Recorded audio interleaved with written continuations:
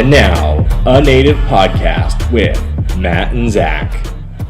And welcome back to another episode of A Native Podcast. I am Zach, and with me as always is Matt. And I got to start it off that way as always and say, Matt, buddy, how we doing today?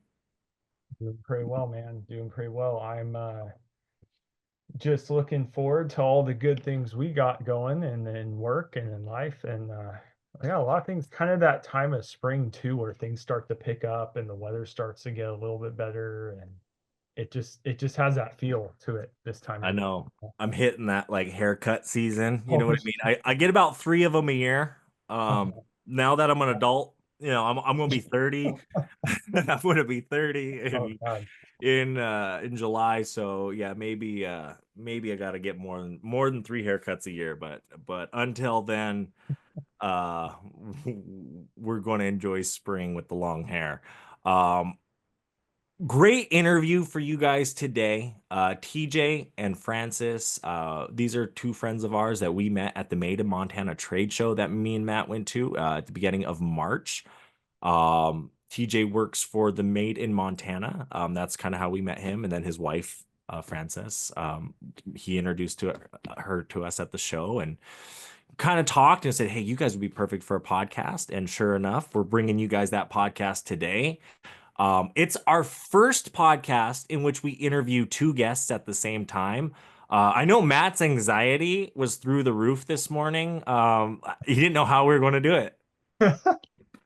Yeah, I don't know what it was. I just kind of woke up. I'm like, why am I nervous for this?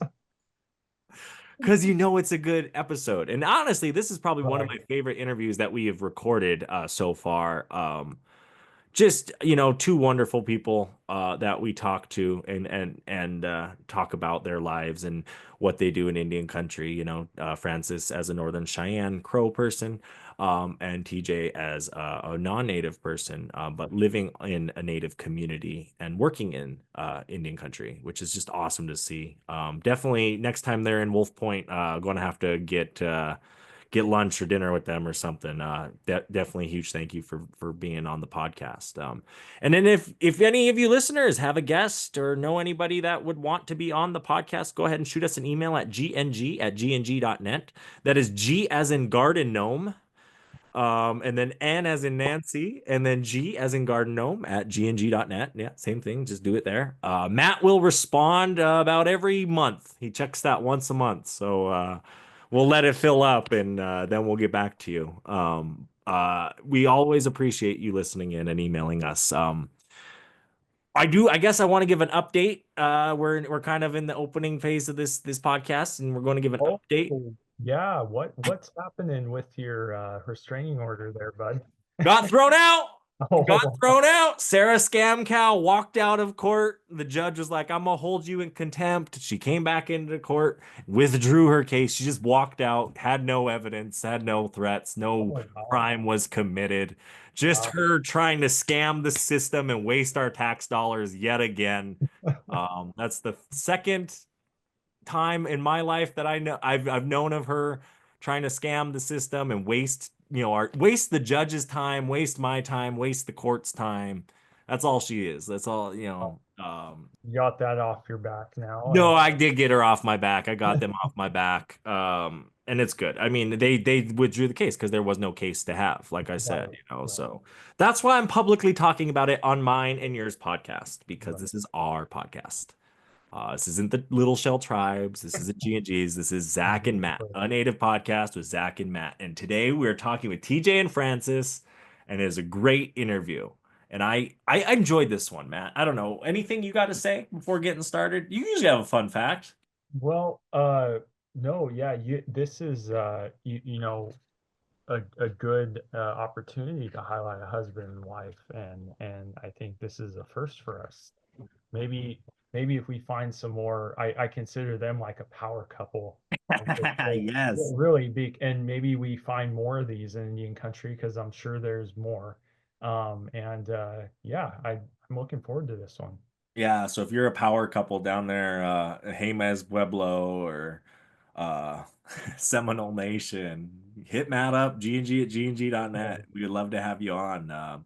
Because that is true. No, I like that is a great term to use because it's how are you commanding what you can do and taking action on what you can do for your culture and your community, and really embracing that. And I really there's a a quote that TJ says during the interview that I really like, and it's where he says you have to think about being in the moment. You have to enjoy what you do rather than look at how people look at you.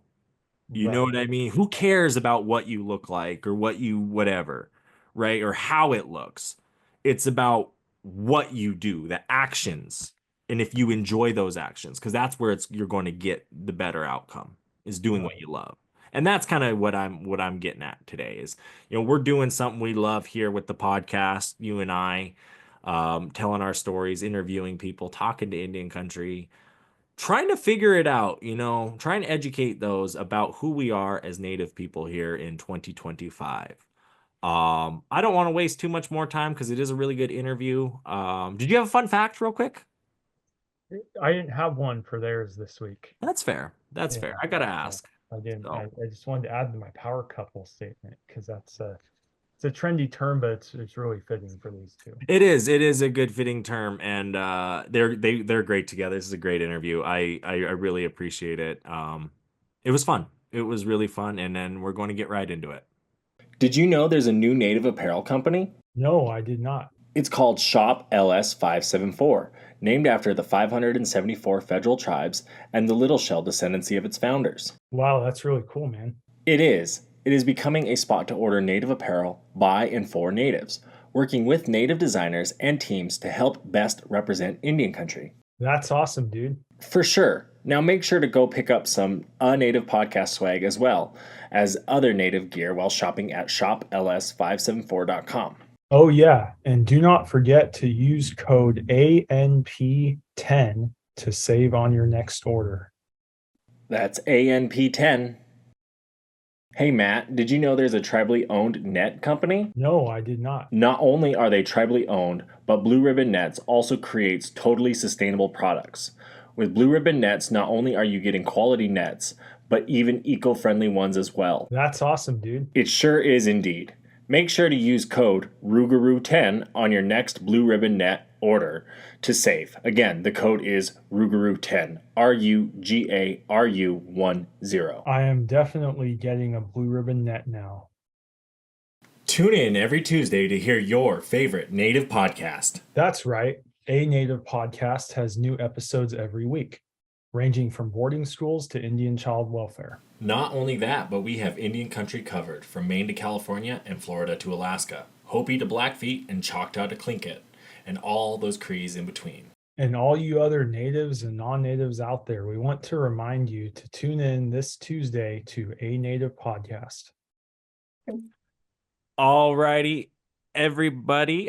Today we are back with two wonderful guests. This is the first time we have two guests on, so that's awesome that we're breaking new barriers down. We have Francis and TJ Altekruse. And I'll have you guys introduce yourselves. I'll go first. So yeah, TJ, my name stands for Tad Jr. So yeah, I work for Department of Commerce with the state, and I manage the Indian Country Economic Development Program. I've been there for a year and a half, and past 5 years or so, I've had quite a bit of experience working with Northern Cheyenne tribe, and then now with the state, with economic development and just tribal programs. Before that, I'm originally from Texas. I'm a non-native, married to a beautiful Native American, Northern Cheyenne. And so, yeah, like I said, I'm from Texas, born and raised. I moved here to Montana in 2014, summer of 2014. Francis and we met in college, and I'll kind of let her maybe touch on that story a little bit. But yeah, we met in college and kind of had a long distance relationship for a bit. After we left college, I went back to Texas. She's obviously from here. So eventually I decided I didn't have a lot going for me back in Texas and decided to make the move. And life has just been really good up here. I love Montana. I love my life with Francis, and we're pretty unique. We take our marriage really seriously, and excuse me, and yeah, we do a lot of things together. Professionally, we do a lot of stuff with our families. And so we're just really glad to be a part of this podcast. Thank you, Zach and Matt. And yeah. That's awesome. That's awesome. Yeah, so my name is Frances Altekruse. TJ said we'll be married 10 years this fall. And so, as we identify ourselves, for me, I start with I am a wife and a mother, and those are roles that are important and sacred to me and close to my heart. Right. So in the workforce, though, I am the program manager for the workforce program for Montana Consortium for Urban Indian Health. Montana Consortium for Urban Indian Health is actually the second consortium in the United States. The first one is in California. And so one thing that's interesting about like urban natives is that even in Montana, 70% of our indigenous population lives off the reservation now. And that's only going to expand as our people expand. And what our urban Indian organizations do, which is like really cool, is they not only provide like healthcare for natives off the res away from the Indian Health Service service units, but they also like provide a place of connection and cultural enrichment.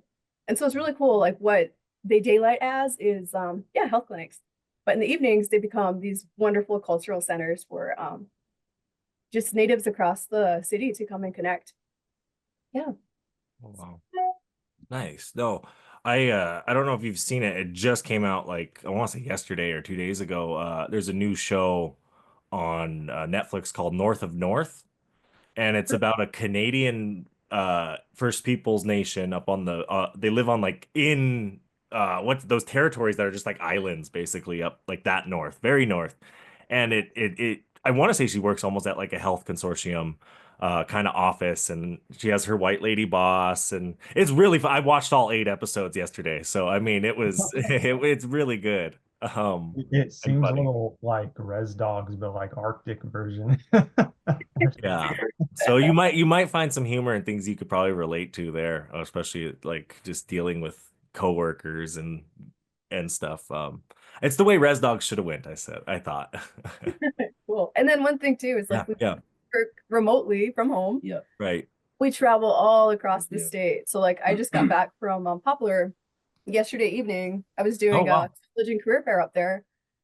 But this week I've been to Chief Dolnap College, Little Bighorn College. We were in Billings, and then Fort Peck Community College.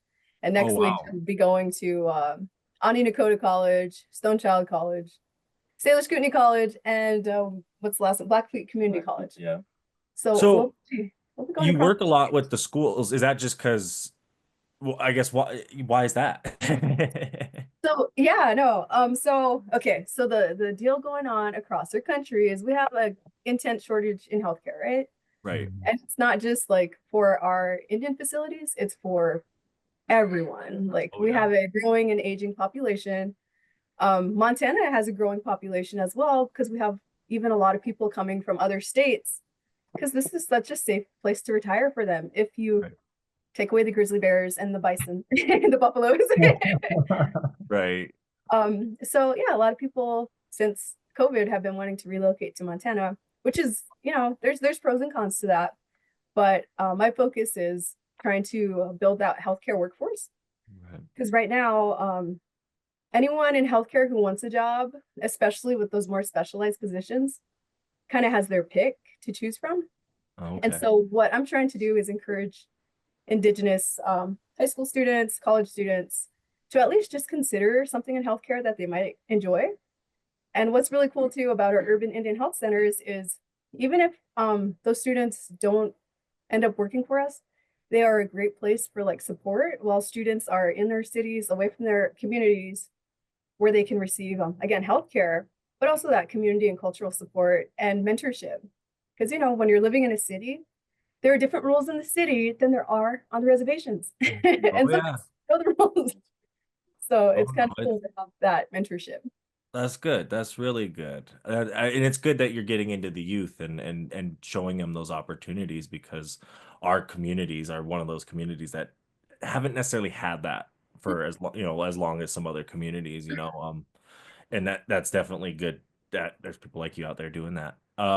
One thing I was looking at when you guys filled out your questionnaires, and I do have to ask this because this is my question and the one I got to ask is, you guys, one of you believes in Bigfoot and the other one doesn't. Zach, don't get me Go ahead. Yeah, this is the believer. Okay, so. okay. And the only reason I say this and I bring this up is because it's a native belief. Sasquatch is a native word from the Northwest. So I'm just saying. No, Okay, it's fun. It's a good one. yeah, no. Okay, so for me, if I'm gonna get on my soapbox here about Bigfoot, is my dad said he saw Bigfoot Okay. after Kearney, where he grew up. It's like really remote. There's a few houses. And he's like, I saw it run into the woods. And I don't know if he's messing with me or not, but I believe it. Yeah, if he says so. Yeah. And then I could be highly gullible, but I'm okay with that. And then the other thing too is I love to wonder. And I think that there's like, as humans, we can't comprehend everything. If we knew everything, like how boring is that? But exactly. there's so much in life, in nature, in the world, in the universe that is outside our limits of knowledge. And so I'm gonna throw Bigfoot in there. Well, I like that. I mean, even outside the spectrum of like color, right? When you think of like our vision and what we can see, right? We don't even see all the colors because we don't have all the cones in our eyes like the bugs or whatever, like Yeah. who knows? It's always a fun one to talk about and bring up with our guests and say, but Was that you believe in Bigfoot? Well, yeah, I mean, I guess I was pretty closed off to the idea of it, but I guess I could see a point where, there could be some validity there, but maybe That's maybe fine. 10%, but no, I'm just kidding. 90% no. Yeah. No, that's good. So I'll add one more thing. no, you're good. Okay, so like when we have multiple stories, there's ways of knowing. And so like for me, stories are powerful too, and personal experience is powerful. And that's not always measurable. And also too, like when we talk about spirituality, there's certain parts of our being, of who we are, of again, the universe, that's not measurable by the physical as well. And so it's like there's more to life than just what I agree with that. Western civilization kind of teaches us of what is real, what is fact. There's more that's real. Well, I'm sure even Northern Cheyenne, you guys have, stories and histories and traditions that are thousands and thousands of years old that almost rival Western medicine or even that kind of thinking of like science. And have you guys been down to the medicine wheel down there in the Bighorn Mountains? No. Okay. So if you go in down to like Sheridan, Cody on that highway, there's a old on top of the mountains there, it's a medicine wheel and it was built out of rocks and you can actually go up and see it. And I think the National Forest has it and it's really cool to see. But just like the fact that our people were doing that thousands of years ago is where they were sitting in these places on top of mountains and they're looking at the stars and these spokes of the medicine wheel all line up with like, oh, that's where the summer solstice is. That's where the winter solstice is. And then you take that and it's like, but no, you're savages and you don't know any better. And it's like, what do you mean? We taught you how to bathe. If you Like- guys want, to see it, make sure it's in the summer because Zach took me there years ago and it was Memorial Day weekend and high up and I'm like it was covered in snow so I couldn't see it. We couldn't get up the road, yeah. Yeah, we could barely get up the road. So you go in summer, you'll see it when the snow's melted off and stuff. But No, it's really pretty. yeah. And then I guess Matt, I know you wanted to ask the question about their jobs, right? Yeah. Yeah. So kind of a question. Your guys' positions are, you have workforce and you have economic development, so you could argue they're kind of sort of tied in a bit. But kind of more toward TJ on this one. What are, I guess, some challenges and things you're seeing in terms of economic development in Indian country? Yeah, great question. I have the privilege of having a really good team with my program. One of our mainstay programs is our Indian Equity Fund. and essentially it's a up to $14,000 grant for an native entrepreneur who submits all the necessary materials, their business plan, their cash flow statements, other supporting documents. They submit all that during our application cycle. We do a review process and we select we have a budgeted amount that we can allocate, but we select the top applications in order to award those entrepreneurs. And so it's a really cool opportunity for, especially like Francis mentioned, the youth. We see that a lot, and we want to see more of it, is youth taking that leap into entrepreneurship. It can be kind of scary and I guess kind of now speaking to the challenges, it can be a little bit scary, and like not a lot of times we find that they don't really know where to start. Like, how do you do a business plan? How do I get my business registered? Where do I even start? And so that's something we're able to help quite a bit through we have our NABA network, which is our Native American Business Advisors. And they're strategically placed throughout the state in order to help applicants. Applicants can physically go to them and get assistance for business plan and things like that. So those were some of the challenges that we've seen, but like it has been encouraging to, it's really rewarding to see someone who has no idea where to start, but then they get the help that they need, and then they submit an application that's awesome, and they have a strong business plan, and then we're able to award them. Right. That's really cool. And so we're actually at the awarding stage of our process right now. We just are wrapping up our FY25 process. And so we had 124 total applicants, prospective entrepreneurs, native entrepreneurs, which is awesome. But I think it can be more. And that's something that we're committed to doing is getting that windshield time in and visiting the different tribes, and really just inspiring not only youth but potential native entrepreneurs who want to start things as simple as like a food truck, or maybe it's a podcast. I know you're not looking for more competition, but No, yeah, I totally get what you're saying. It can be a myriad of things, but yeah, it's really cool when you see them apply, and then we're able to award them, and then they get going with their business. It's rewarding to see. So I guess, being non-native, how did you get into this? Did your wife just push you? I could see her pushing you into it. Yeah. No, actually, I let this man be who he needs. Yeah, that's good. That's good. But I think you do like working with natives, like. Yeah, no, it's a good question. In fact, I saw the prep sheet there, and that was one of my favorite questions. I really was thinking on it. Like, yeah, it is interesting. You don't really see that every day. Like, and when I first started, so I first started working for the Northern Cheyenne tribe during times of COVID, during CARES Act, and then later the American Rescue Plan Act. During those times, 2020 to about 2022. Nice. And that was a pressure cooker, high intense time. I got in with the tribe there and started just doing program management and just managing those dollars, those CARES Act dollars and the ARPA dollars. Can I put a pin right here? Yeah, absolutely. Okay, so I just like to share too that we were in Billings at that time. Yes. Okay. But during COVID, like there was, we were young. We had just had our daughter. Mm-hmm. And so like we were trying to figure out how to be parents. And we do come from different cultures. And so, that approach to parenting, that approach to marriage, we were trying to figure it out, right? Yeah. Like every young couple does.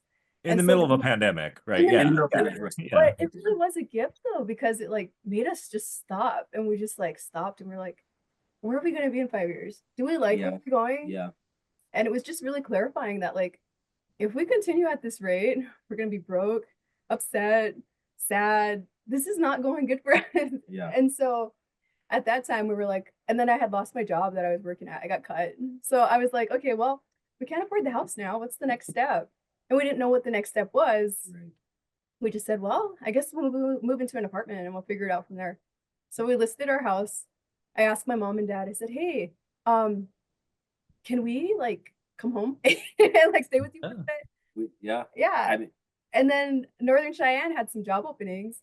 And yeah. so TJ had applied to like 4 or 5 different ones. Mhm. Of course, everyone takes him to the last interview, but us being young, he was at that 3 to 5 year experience cutoff. Like, Yeah, where you're not just an Yeah. just yeah. barely in this experience. I have Enough to get interviewed. I do have a bachelor's business management Right. degree, but yeah, I just had about maybe 3 to 5 years experience, just barely. But yeah, yeah. And everyone was like, we just wanted to meet you. You're awesome. Come look us up in a few years. So we go to the last interview process. And then finally, like, I mean this with all the care. Back to the Reds was kind of our last choice. But it's like, well, that's what's opening up. So we moved back, and that's where you Yeah. began that. yeah, But that was like such a gift to us. Like, it just created a lot of freedom, and also like that support from our family and like for my daughter. And it was really, Mhm. it was like the biggest blessing in disguise. It was. But anyway, back to Oh, yeah, no, Back to she- working I'm with glad natives. she mentioned that because that Yeah. provides context, kind of why we moved out there, and I got the job at Northern Cheyenne. But yeah, Matt, back to what you're saying, like being a non-native working for the tribe, like you know, when I first started, it's like who is this guy? You know, like what, you know, it definitely. I'm gonna interject again. But- Sorry. This Yeah. is the bad part of having 2 people on. yeah, It's fine. It was funny though, because like some of the elders come in and they like didn't know where to place him. And so they're like, who's that guy who he looks like a full blood? he kind of looks like a Yeah. blood. Yeah, you know, he's a little darker complected, kind of like a full blood. You know, But so, it's funny that like people come in and like, But they don't recognize you. yeah, they Yeah. don't know him, but they were like, he's gotta be native to be So- working here. yeah. Well, I get that. I get that. I live up in Fort Peck, so my wife's Fort Peck. She's from here. You've probably actually met my father-in-law, Craig. He's the president of the college, FPCC. I think he was out yesterday, so I had to Yeah, make a he's actually in Billings Okay. doing something. Yeah. But yeah, They did he, mention him. yeah, Cool. he. But same thing. I get exactly what you mean. Like I walk into Albertsons here, and everyone knows her because she's a nurse, and then they look at you like, who are you? I'm Zach. You know, hey. You know, and I did kind of have a warm-up period, let's say. You know, obviously I married a native and really like getting to know the native culture and things like that, because you know I was ignorant at one point. You know, I didn't really know much about natives or the tribes. You know, wasn't really even interested in knowing. But Right. you know, it's interesting how, you know, that changes, like where life takes you and stuff. And I kind of had some reflective moments in my life where I got to, especially like meeting Frances and kind of learning about her culture and like learning to like embrace it, and really see like the values like that they hold tight is really, I really believe in like family, and you know, family is hugely important, is one of the main takeaways I have. And like that's something that I embrace wholeheartedly and something I really appreciate about the culture. And like, you know, working, you know, like we've seen it all the time, you know, if you look at history, how like kind of that colonial mindset, how white man wants to come in and fix, you know, the natives and fix, you know, what they have going on. But it's like, you know, for me, when I was working for the tribe, the mindset that helped me the most was like to be interested instead of trying to be interesting, trying to just like seek to understand and like, you know, really like learn. And there's really a lot of things that I just really grew to appreciate and love. And honestly, when I look back on those times, it was hard work. It was stressful, man. During COVID, some of the work I don't miss it. And you know, like with a lot of tribes, there's always the tribal politics. Like I could do without that.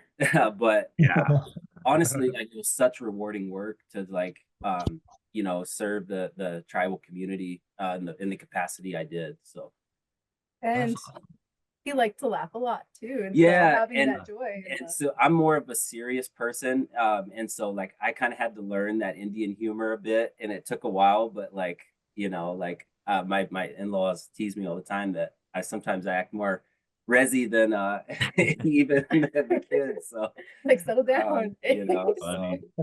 yeah. That's funny, but that's good. That means you're fitting in. Yeah, I guess Right. so. They said if they tease you, it means they like Yeah. you. And he was like, what? Yeah. Why are they teasing me? Why is it only the guys? No, I'm just kidding. No, See, TJ, that's a little bit of res humor there too.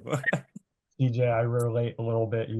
With the serious thing is like that people sometimes don't think you're approachable and stuff, and they're like, why do you have like a look on your face like you're gonna kill someone all the time? You know, but it's like, no, I'm just thinking about dinner later or something else. Just, yeah, just thinking, Yeah, that's my concentration phase. Over your Concentration. angry. I'm like, well, See, why is I feel like that's just some people's faces. Like they're just like naturally not like they look mad, but it's like, no, he's actually really happy right now. You know, he's just serious. Like Matt, you do. Like Matt will just stand there like, and be like, I'm fine. Okay. he's a stoic native? Yeah. Yeah, we'll be A little fishing and he's not catching anything. And you're like, you Uh, mad? No, yeah. man, it's a beautiful day. All of this. No, it's I'm glad to hear, you know, that you guys mentioned the COVID years, and that those were challenging to a lot of people for many reasons. And like I know some friends who are couples, and like it was kind of like a make it or break it time in their Absolutely. relationships, and they either worked together and figured it out, sounds like you guys did. Others, you know, split up. My buddy who works in legal services was saying, I'm making a killing with divorces right now. And I'm like, because, you know, people are, you know, they work at an office, then they're working at home with their families, and they have to spend more time with each other and resolve their issues. And, Yeah. you know, it was a difficult time. But Yeah, oh, go ahead. oh yeah, I was gonna say, Francis, TJ, you interjecting was kind of like, you know, the matriarchal, kind of like the matriarch coming in, and the, you know, TJ, you know, Exactly. That's the traditional thing. right? Is the man moves in with the women's family. I mean, I did it too. Same thing. We during COVID, we were renting in Billings. I feel And better. Thank you.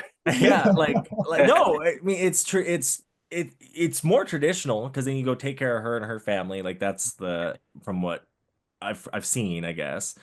And Right. then but I'm not. I guess I'm not doing it in the traditional way. I'm trying to differentiate the two there. Like for my personal self, we did it Well, because her sister was selling her house, and we were renting in Billings, and we wanted to buy a house, but Billings was getting so crazy that we're like, let's buy a house in Wolf Point, where oh yeah, that's yes, but the affordable. market's there's no market here. You know what I mean? Well, Compared to like the rest of the world, we're in literally the middle of nowhere. yeah. And Nice. I need a Yeah. town. Just to interject, Zach, didn't you guys also utilize the Indian Home Loan program? Yeah, which is another. I don't know if you guys know about that, but the Section 184 home loan, definitely a very good tool and resource out there for Native folks when buying their first home and primary home. It has to be your primary home. You can't like buy a secondary home with it. Yeah, I know like more people on our res are exploring that option. We used rural development and we didn't stay in my parents' house for like Yeah, forever. that's fine. Yeah. Cool trip though. Like I think we lasted 3 months there, and then we just 3 pulled the months. trigger on Yeah. a house that fit for us in Colstrip. It was super affordable too, because we had moved from Nice. the Billings market where we got to sell at a small profit because we were just now swinging up. But Yeah. here at Colstrip was like the lowest at the time we moved in. Low interest rate. So Well, and that's when the mine too, I think, right? So it was good. The mine in town, right? The coal mine wasn't that kind of on the down still then? It was kind of on the down, and so yeah, the housing market here, I mean, it was super Perfect. cheap. Yeah, and so we got in at a perfect time. So yeah, and we chose here. Just we were looking at Hardin, but this just opened up. It was a great price, and we're just like, you know what? It's close. It's I not would- bad. The school's good too. It's good school for your kids, yeah. Which Yeah. is what I know is always a good. I mean, Hardin's not bad, but I know Colstrip's smaller. It's class Yeah, B. Colstrip is Yeah. smaller. One thing that's interesting about Colstrip School is they are at over 50% Native students now. Really? Yep. wow. So, Wow. I've decided to run for school board. Wow. Because I was a teacher there before I started my workforce career with McCooey. That's our acronym. Yeah. I was a teacher here at the high school for the title math program here. And so again, I had half Native students, half non-Native students.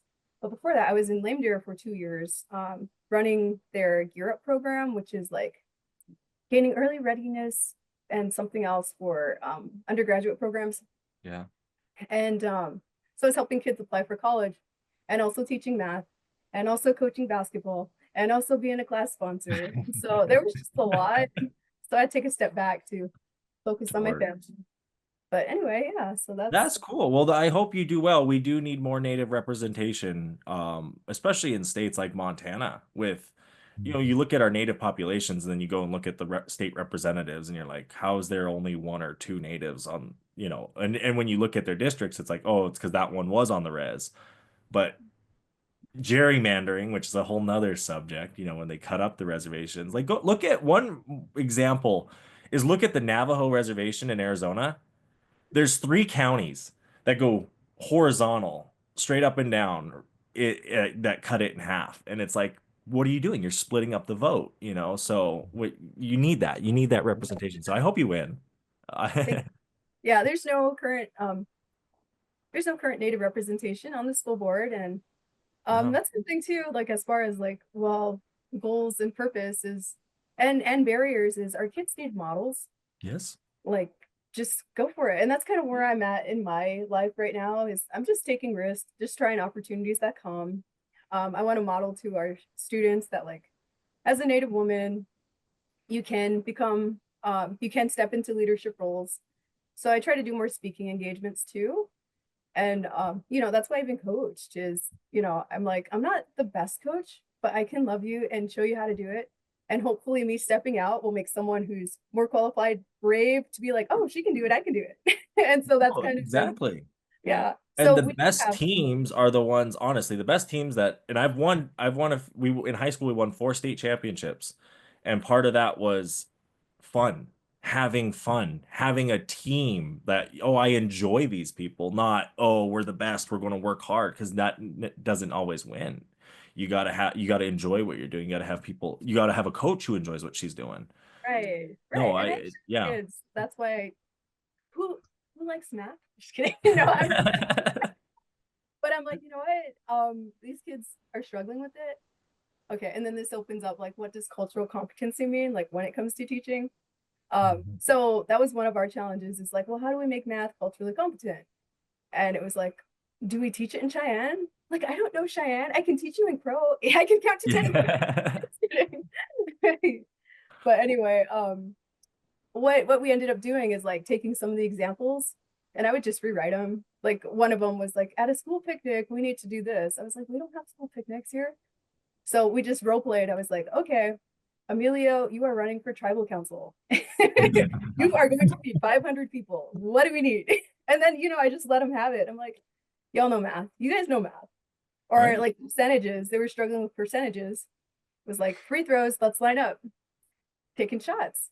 They figured out their free throw percentage, no problem. Like, you guys know percentages. It's just, how are we tying it to something relevant in your life? Yeah, you're versus the construct of school versus, like you're saying, let's put it to the reality of the situation. And then it's fun, and then it's meaningful, and then it sticks. And I do believe that you need your emotions involved while learning. Because, like, if you're happy, you're going to remember more. If you're a little nervous, you're going to remember more. Right. Because you are going to say something if you miss those free throws. No, exactly. You'll remember your stats. I mean, I did it for baseball, same thing, because I played baseball, right? You're like, okay, I went 3 for 4 today. That's 75%. Batting 750. That was good. Yeah.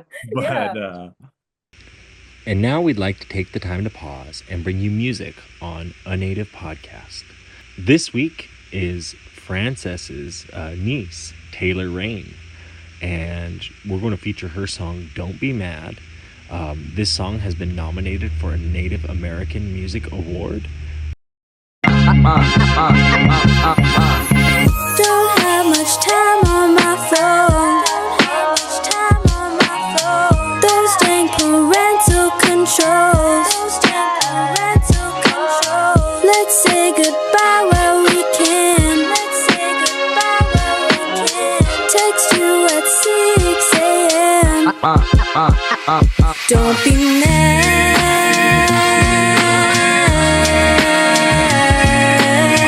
'cause I'm living my best stress, like don't be mad,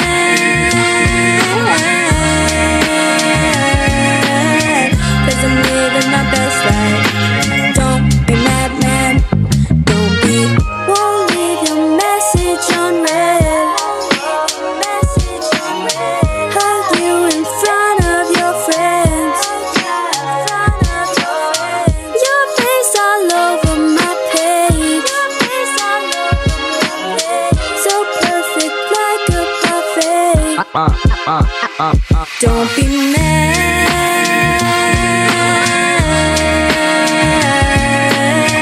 'cause I'm living my best life. I don't need all the stress, like don't be mad,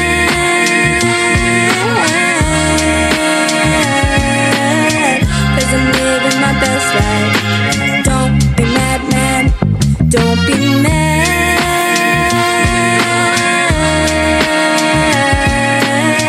'cause I'm living my best life. I don't need all the stress, like don't be mad,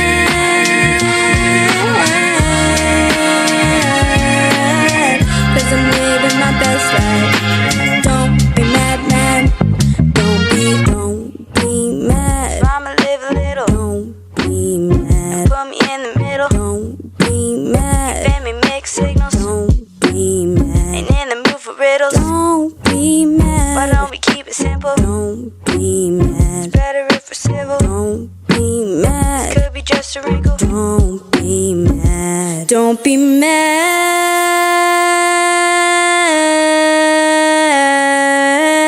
'cause I'm living my best life. I don't need all the stress, like don't be mad,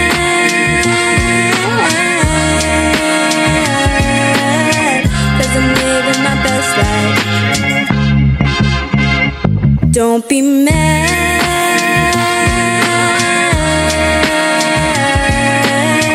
'cause I'm living my best life. I don't need all the stress, like don't be mad,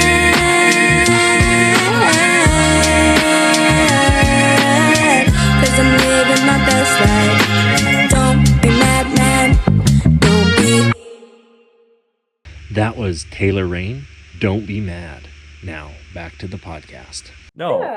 the other question I wanted to ask you guys, and you guys probably saw it in the questionnaire, is so you disenrolled from Crow to Cheyenne, and part of it was because of your daughter and having a daughter and being mixed and all this whole thing with descendancy and blood quantums and this crazy world we're walking into as Indian people, as each generation gets smaller and smaller and goes away from those full-blooded numbers even. If you want to talk about that a little bit and kind of what that process was like. I mean, that it's got to be very difficult. I couldn't imagine it being easy. My grandfather Crow, who we lived close to, I had connections to great grandmother. So like we grew up with the Crow family, and identify from being the Valley of the Chiefs, Ashpajecha. My Indian name is Crow. So Waigara HH. It means known throughout the land. So a lot of my identity was like, I am Crow, but also living in that environment. My dad being Cheyenne and half white.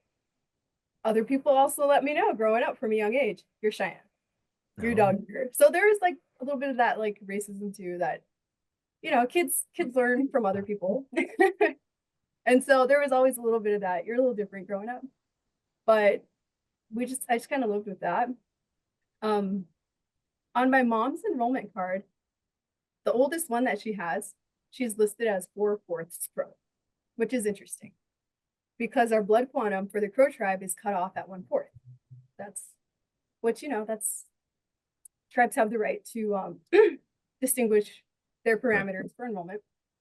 And so she was always encouraged to marry within your tribe. But we know the issues of marrying within your tribe is you relate to everybody, because then that's Matt knows. cousin. Sorry, Matt, that was hilarious. Yeah.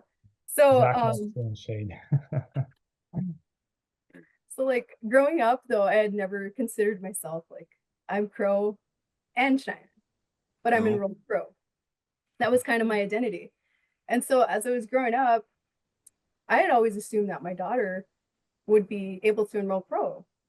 And so you know, I was kind of raised with that too. Try to marry a native, try to marry within your culture. Things people believe different things, but love doesn't know that. She's a rule breaker.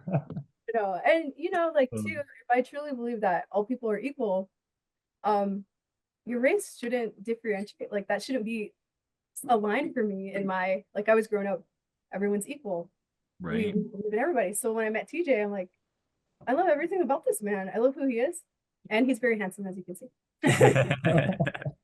And he's generous and he's kind and he's smart.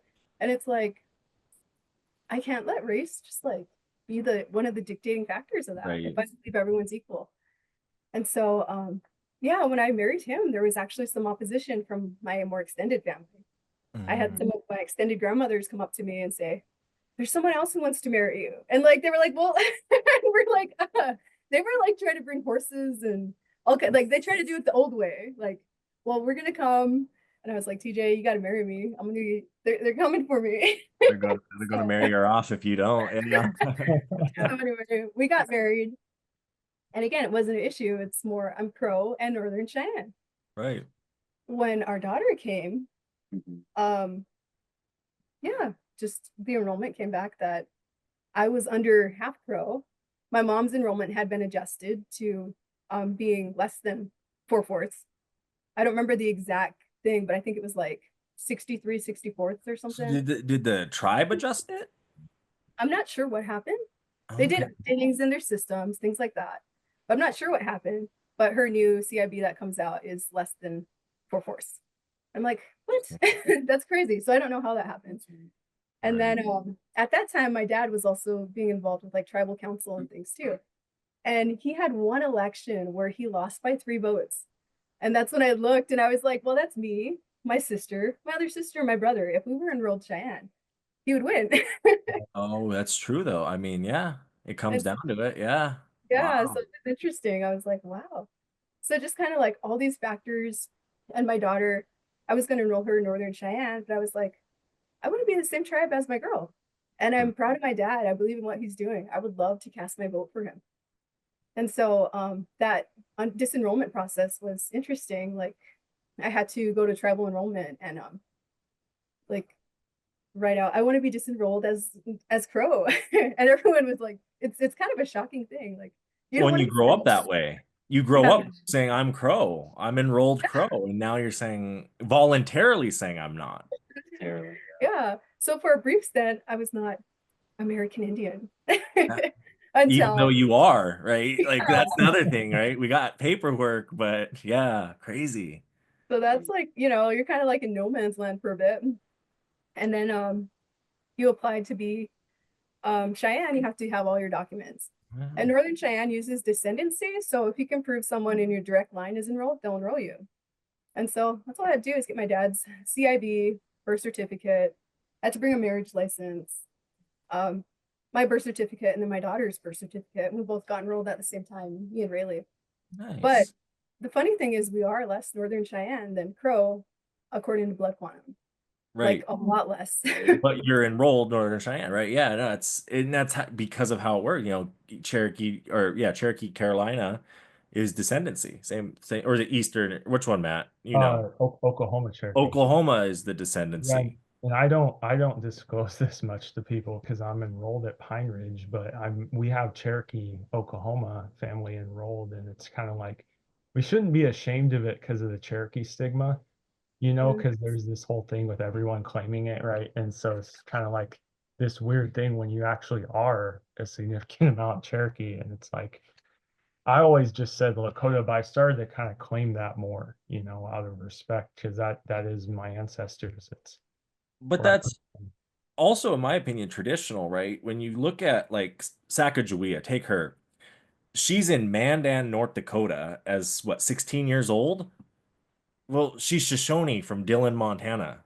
You're a whole state away, right, in North Dakota here, and you married a white guy, Jean-Baptiste Charbonneau, who actually married her and another Shoshone woman that never came on the journey. She was supposed to come on the journey, but she didn't. And like we would do that. They would meet, they would travel, they would trade. There's trade routes that these interstates are built over and that we travel that have been there for thousands of years. So like having that intermixtion wasn't, we never always married Crow or always married Northern Cheyenne or Fort Peck or Little Shell, whatever, right? Like we were seeing other natives we liked and other people we liked and going here and there. I like to look at like the reservation era, the 1860s through like the 1920s, that era as a time where the US just almost took a snapshot photo and said, here's what the native people are. Go do what they this group was here, that group was there, they did this, they did that. That's it. And it's like that's not true. Um I'm glad. I mean, it's good to see that. I mean, it's hard to see that you guys are going through what you had to go through to do all that because it's like you are a native person. Your daughter's a native person. You are entitled to those treaty rights that those people signed long ago, and that's part of why you get enrolled. And I look at it like if I have kids with my wife, we are so she's I think we're both technically a quarter when you look at like our blood quantum calculations, but she's Sioux and Assiniboine from Fort Peck.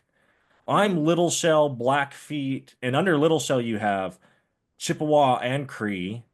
And then we found out in a long back in the day, basically our name, where our namesake comes from, is Iroquois Mohawk, and that's like 3% of our blood.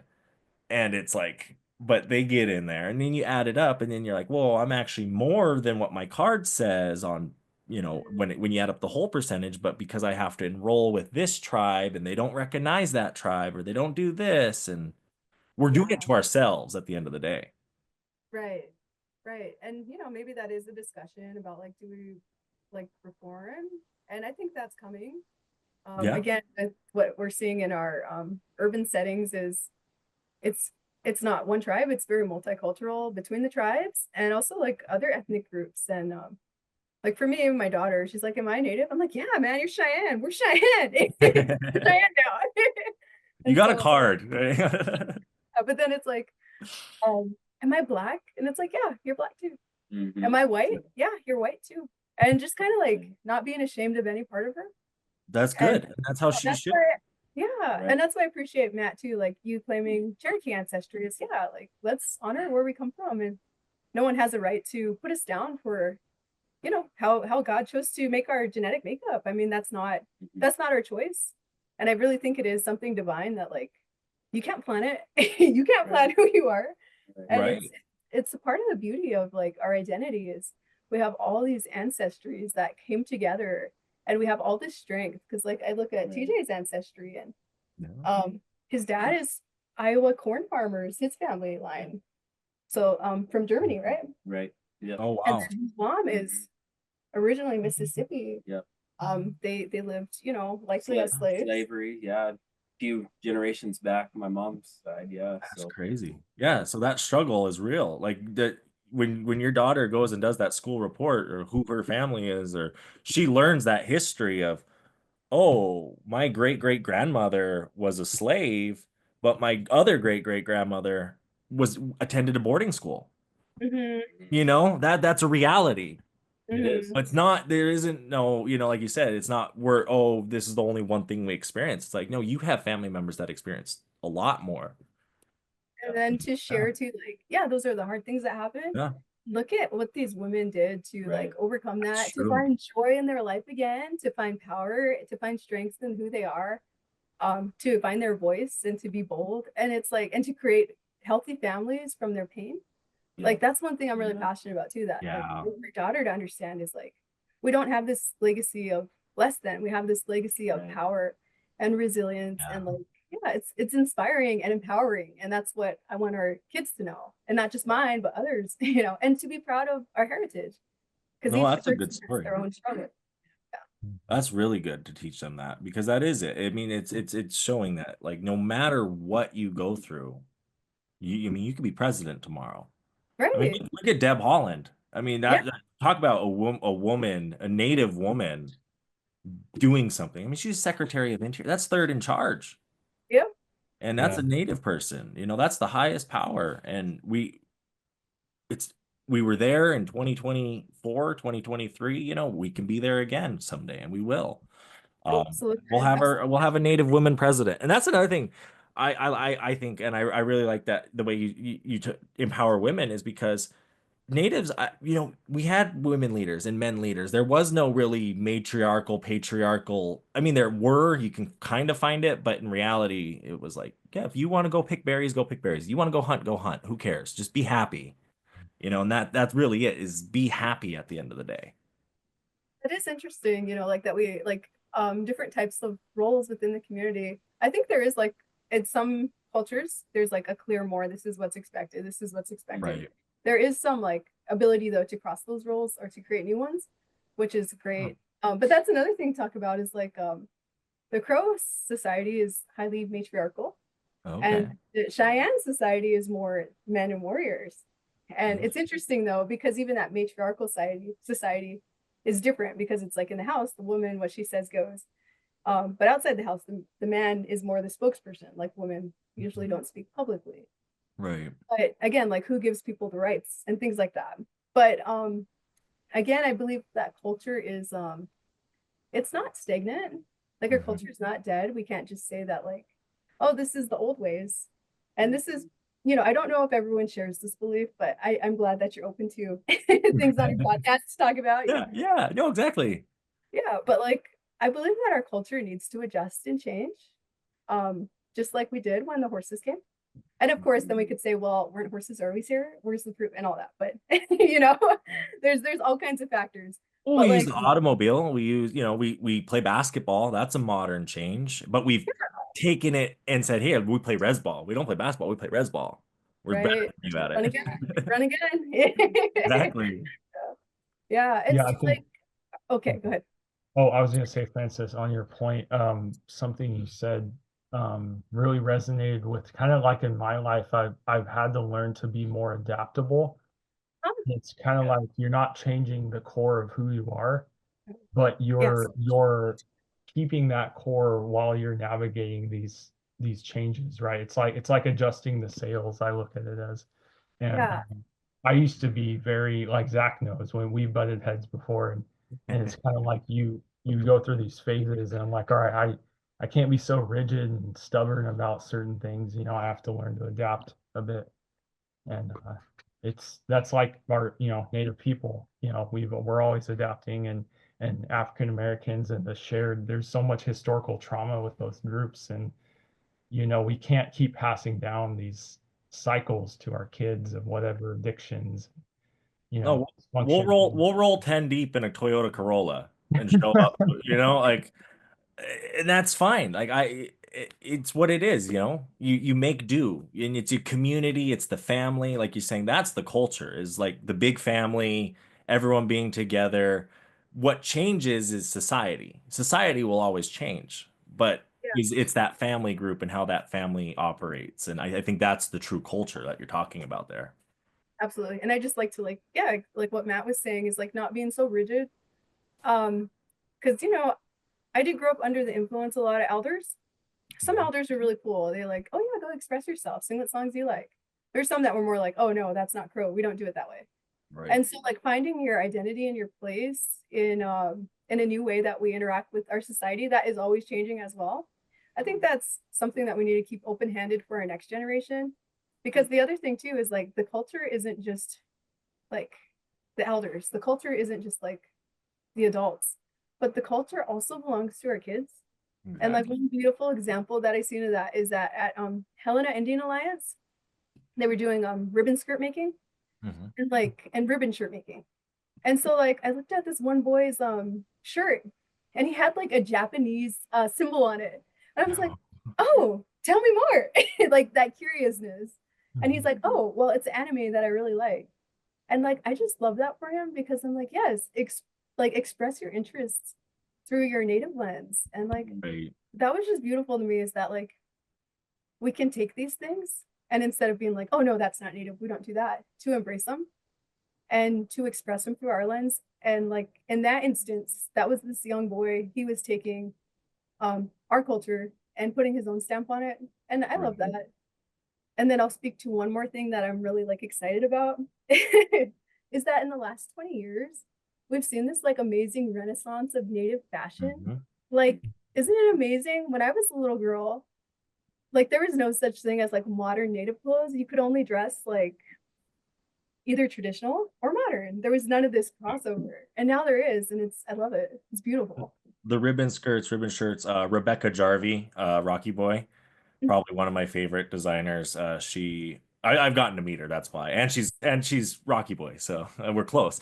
And but I watching her, and like she went to Paris and New York Fashion Week and all that to show her ribbon skirts and to have that modern kind of look. But it is that, when you watch those girls basketball teams at like the state tournament, and they're all dressed up in their ribbon skirts, you're like, that is just, it's a cultural empowerment, and it's good to see that. And then I'm glad we are seeing that, and I'm glad you mentioned that. We are getting close to the end here, kind of running out on time. So I got to be that guy, and I got to say it's time for our final words. We'll let TJ, Francis, you guys can go first, lead us off if you guys have any final words. Anything you want to share here at the end, and then Matt from there. Yeah, I'll jump right in. So yeah, a lot of good points shared.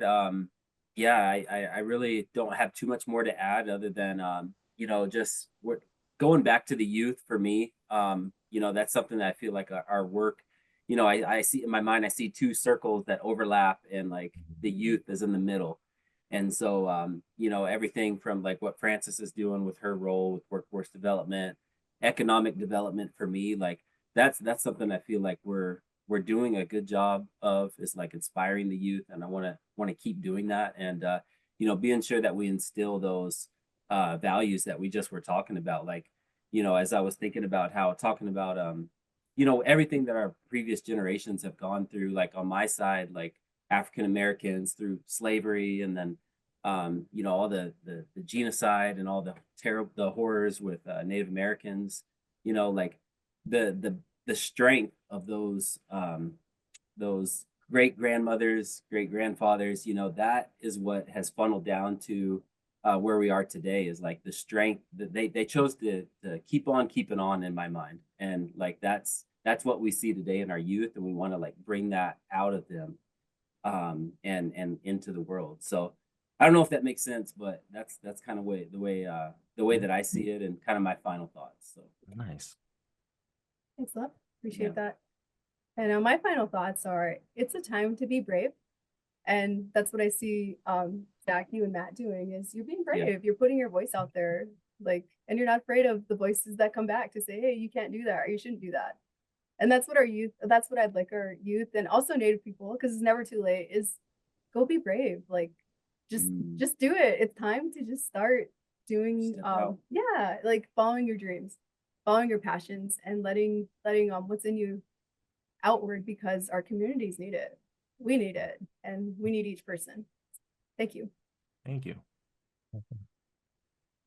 Yeah, Matt? Francis and TJ, appreciate having you two on. It was, like we connected at the Made in Montana show, and I enjoyed talking with you too. And out of full disclosure, so the Made in Montana, is kind of an offshoot of our G&G advertising, and Zach is managing a lot of that there in Montana. But I live in Oregon, so I was kind of like low key about, do I tell people how I don't live in Montana. So, and Frances, that opportunity you sent to me was for Montana residents only, but I do appreciate that. I'm working on maybe getting my community health worker certification at some point, and considering a tribal role at some point, as Zach knows, down the road. But no, I appreciated you guys coming on and sharing your insights and your knowledge, and